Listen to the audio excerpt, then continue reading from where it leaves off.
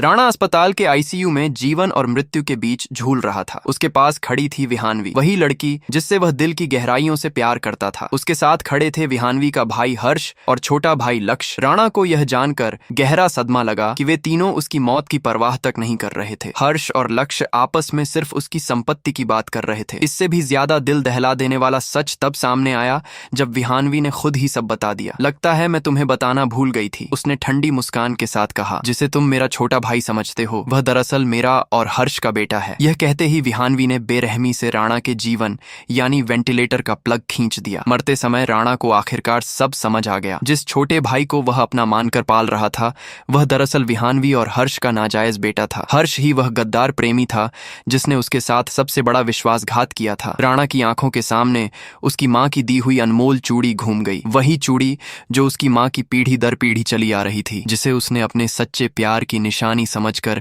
विहानवी को दे दी थी। उसका दिल टूटा हुआ था। मैंने तुम्हें अपनी पूरी जिंदगी दिल से चाहा, उसने सोचा, और अपनी मां की उस अनमोल पैतृक चूड़ी को तुम्हारे जैसे जहरीली औरत के हाथ में डाल दिया। अपार नफरत के साथ राणा ने कसम खाई, अगर उसे दूसरा जीवन मिला तो वह इन सब से अपने खून का बदला जरूर लेगा। और तभी उसकी आंख खुली। राणा ने खुद को फिर से जीवित पाया। वह उस दुखद घटना से पहले के समय में लौट आया था। इस समय राणा गुलाब का गुलदस्ता लिए विहानवी को खुश करने जा रहा था। विहानवी ने गुलाब लिए और अहंकार भरे स्वर में कहा, रात के खाने के लिए सबसे शानदार रेस्टोरेंट बुक करो, वहां मैं तुम्हें अपने दोनों भाइयों से मिलवाऊंगी, और हाँ, उनकी मौजूदगी में मुझे शर्मिंदा मत करना। राणा ने मन ही मन मुस्कुराया। अगर वह वापस न आता तो उसे कभी पता न चलता कि ये लोग उसे कब तक मूर्ख बनाते रहते। कुछ देर बाद विहानवी और उसके दोस्तों ने राणा का मजाक उड़ाना शुरू कर दिया। 3 साल से इस लड़की को मना रहा है और अभी तक इसका दिल नहीं जीता। हमारी विहानवी तो इतनी शानदार है, इसका तुम्हें पसंद करना तुम्हारी 8 पीढ़ियों का पुण्य है। हर्ष ने भी हंसते हुए कहा, चलो आज पेरिस के सबसे आलीशान रेस्टोरेंट क्लाउड पैलेस चलते हैं और बिल तुम भरना सजा समझकर। सबकी नजरों में राणा एक बेवकूफ था, लेकिन राणा के चेहरे पर हल्की मुस्कान थी। वह अब जानता था कि खेल उसके हाथ में है। वह बाहर आया और अपने असिस्टेंट सार्थक को फोन किया, विहानवी के सारे क्रेडिट कार्ड और एक्सेस कार्ड फ्रीज कर दो। रेस्टोरेंट में सबने सबसे महंगी चीजें ऑर्डर करना शुरू कर दिया। वाइन, लॉबस्टर, कैवियार, वे सब राणा को खुलकर लूट रहे थे। राणा शांत बैठा था, बल्कि उन्हें और मंगाने को कह रहा था। भोजन खत्म हुआ तो सबने राणा की तरफ देखा। चलो अब बिल भरो, राणा ने आराम से मुस्कुराते हुए कहा। मैंने तो बस एक गिलास पानी पिया है, किसने कहा था कि मैं खाऊंगा।